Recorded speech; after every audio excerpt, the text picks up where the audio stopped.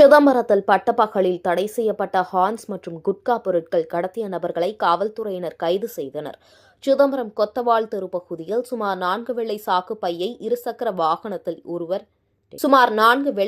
பையை இருசக்கர வாகனத்தில் ஒருவர் எடுத்து வந்ததாகவும் அதனை காரில் ஏற்றியதாகவும் அங்கு ரோந்து பணியில் இருந்த போலீசாருக்கு ரகசிய தகவல் கிடைத்தது.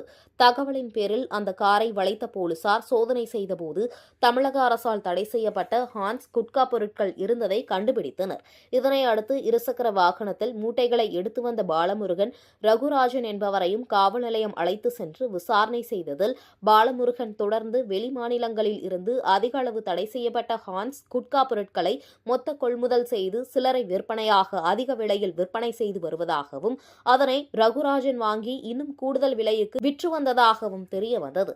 இதனை அடுத்து இருவரையும் கைது செய்த போலீசார் நீதிமன்ற காவலுக்கு அனுப்பி வைத்து சிறையில் அடைத்தனர். அவர்களிடமிருந்து குட்கா பொருட்களை பறிமுதல் செய்தனர்.